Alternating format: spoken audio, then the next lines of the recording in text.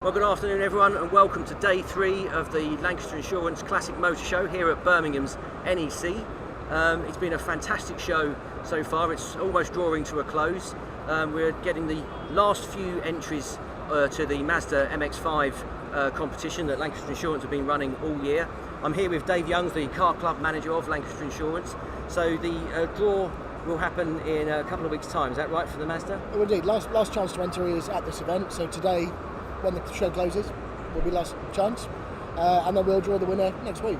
Excellent. Well, that's really exciting, but of course time waits for no one. So we've got another car to unveil ready for the 2020 competition. We have. I think we should probably get on and do that now, and then we can talk about it, can't we? Let's do it. It's really exciting. Yeah, let's get the unveiling done. Let's go for it. Excellent. Thanks.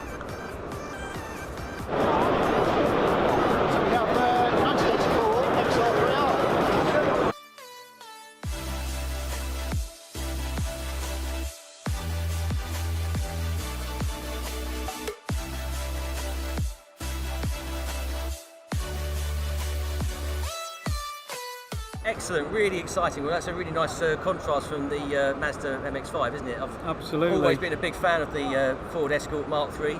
Dave's coming back to join us again. He was the guy that chose the car. Absolutely. So we did a Golf GTI a couple of years ago. We did. Then we've gone to a Roadster, and then we've gone back to a hot hatch. Arguably, I reckon, one of the most iconic hot hatches of the 1980s. Absolutely. We're here with Paul from the XR Owners Club, who can give us a bit of expert insight into an Escort XR3i, hopefully. But before we do that, Paul, I just wanted to speak to Dave about sort of choosing the car. Tell us a bit about the car itself and how you came to find it. Well, we literally decided a few weeks ago that we would surprisingly unveil this car at this show. It was never an intention. So I basically chose an XR3i, a car I own many of during my youth, and is very much an iconic classic now. So we got in touch with a contact of mine I know through my brewer. He found me the car, I went and looked at it, love at first sight, bought it, there, job done. Fantastic. And of course it's next year, 2020, marks the 40th anniversary of the unveiling of the Mark III. That was a switch to front wheel drive for the Ford's Escort. Of course, it had been hugely successful as the Mark I and Mark II, but I think it's the Mark III that sort of secured Ford's dominance of the market in the 1980s, and the Escort topped the best sellers list for, I think, all, if not the most, of the 1980s. Paul, I'm assuming you've owned XR3s yourself, or you certainly know a bit about them. This particular one is, what year is it, Dave? It's, well, coincidentally, 1984, so it's 35 years old. Perfect. Fits with Lancaster, fits with the show.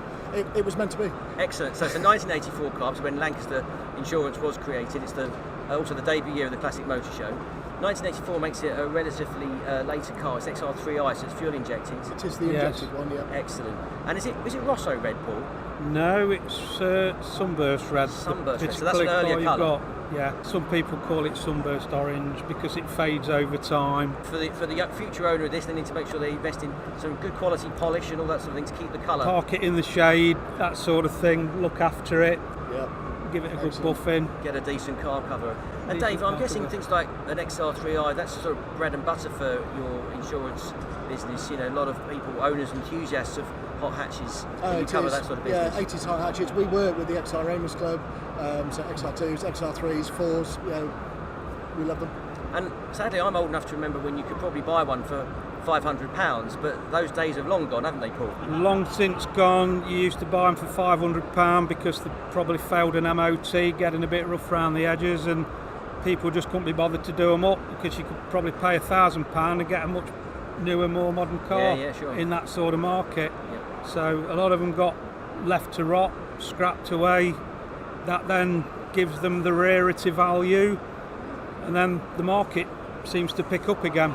Well, like with any fast Fords, as they get rarer, of course, the value does go up, doesn't it? Absolutely. And although they were quite ubiquitous in their day, they become rare. People remember them fondly for, like you say, like you and I would have been driving around in them back in the day.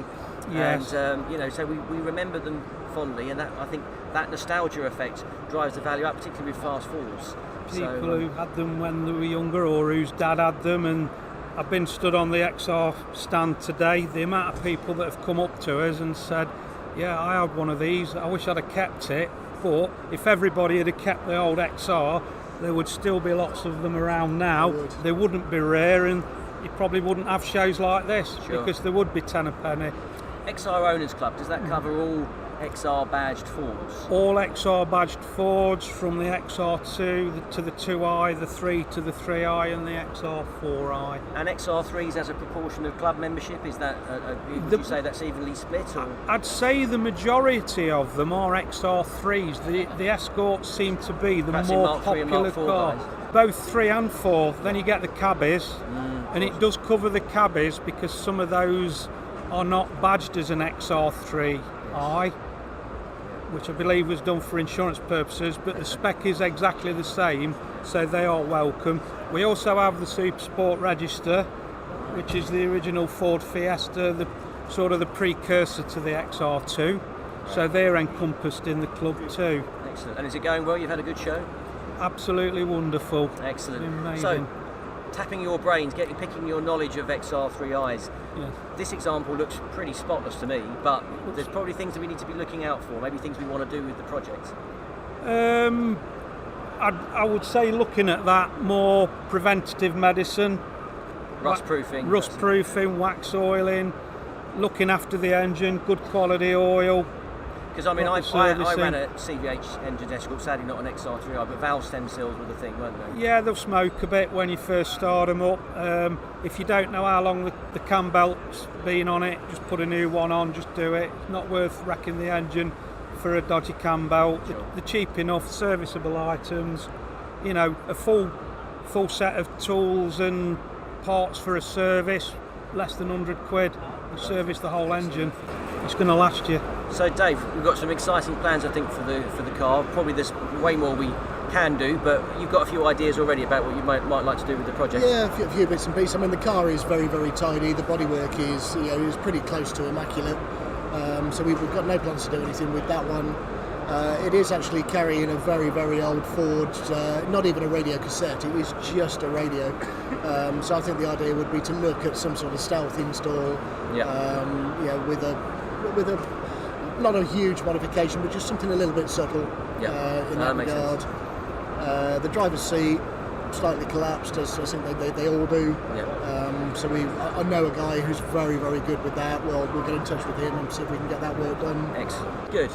Well, I'm really looking forward to covering that project car. I think we're going to see it in the pages of Classic Ford magazine and Classic Car Buyer maybe, as well as Classics Monthly. So we'll be following that throughout next year, of course, to mark the 40th anniversary of the Mark III Escort. So it's great, and you must see a lot of owners taking huge amounts of pride in their cars.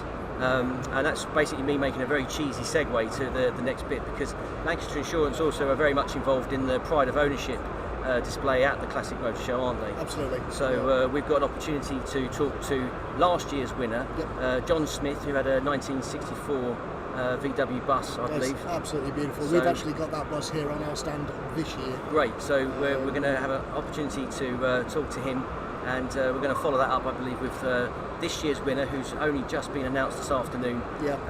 Who's got a Morris Minor Million, I believe. Yeah, so Ted Brooke, a guy I know very, very well.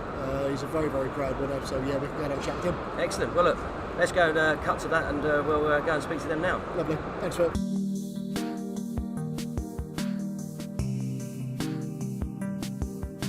I bought this bus 5 years ago at a Bonham's auction in RAF Hendon. Spoke to the auctioneer and said, we can't stay, can we do a phone bid? So we were driving up the M1 motorway, and my wife bought it.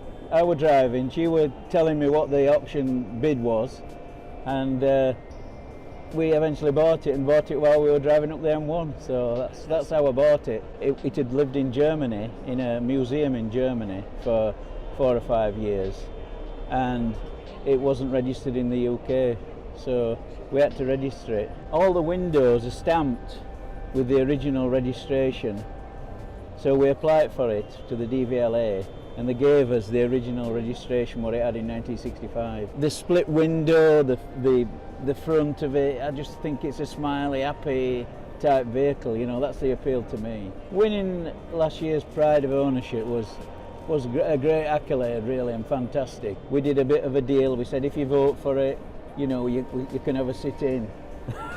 just for a bit of fun. We had the deck chairs outside, so we made it look as though it were, we were on holiday with it. Yeah, so it were really good.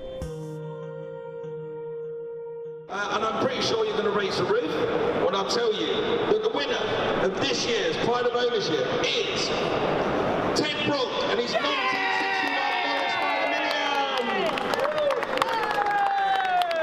You can see 10 points over that club. Absolutely brilliant. Ted, how are you, buddy? Well done, Ted. Congratulations.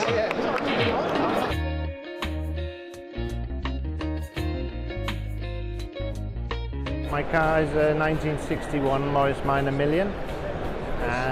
It's number 167 out of 350 made. It was in very poor condition when I bought it in 1993. It took 18 years to restore it.